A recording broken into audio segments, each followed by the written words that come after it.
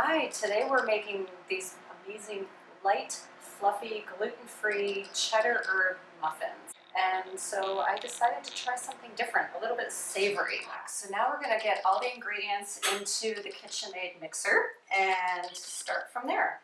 So first I'm going to put in 2 eggs. When I use this mixer, I always do the wet ingredients first and I go really slow. That way my ingredients don't go flying. Okay, so there are 2 large eggs, and then 3 tablespoons of melted butter,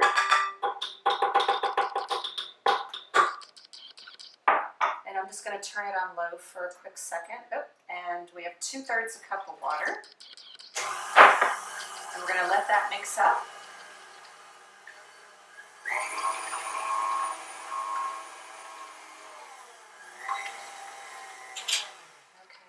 Into this, then we're going to put in 2 teaspoons of baking powder.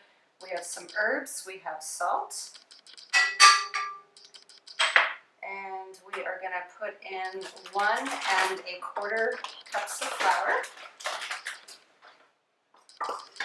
And what I do is I always add the flour gradually and mix it in a little bit at a time. That way it doesn't go flying and make your kitchen all white and covered in dust.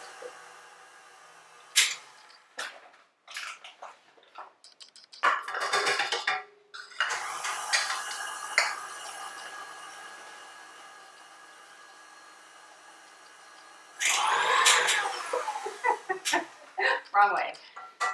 Okay, and then we're going to put in a cup of cheddar cheese.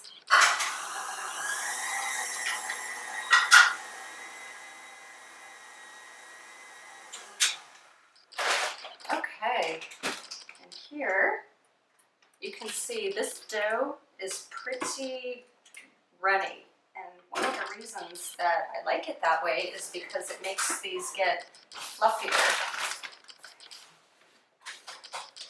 So as you can see, this batter is really kind of wet, but you will taste the difference when you bake them up because they are going to rise up and fluff. And I wanted to quickly say thank you because I've had a lot of questions on my blog post about these muffins in regards to xanthan gum. I use a flour mix that already contains xanthan gum. If you're using a different gluten-free flour mix, you're going to want to add about 1/2 teaspoon of xanthan gum. That way it's kind of the glue. Since we're baking gluten-free, there's no wheat to hold it all together, so the xanthan gum does that binding for us. And since we have a lot of cheese and other things already in here, this recipe that are sticky, you only need 1/2 teaspoon.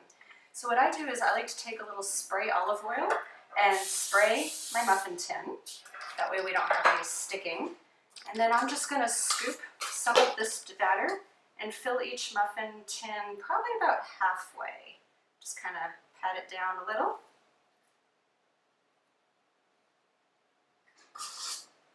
You can see all the cheese and the herbs just poking through.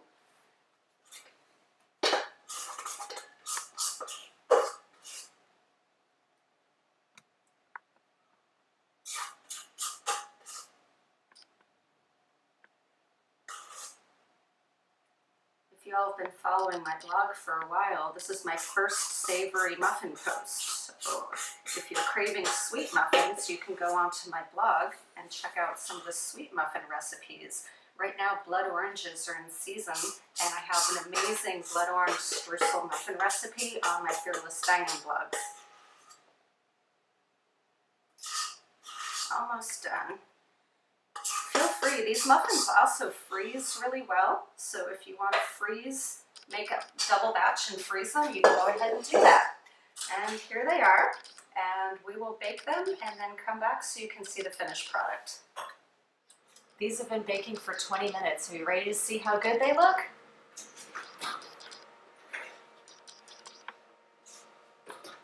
These came out perfectly. See how they all puffed up? Let's take these out and get them onto the cooling rack.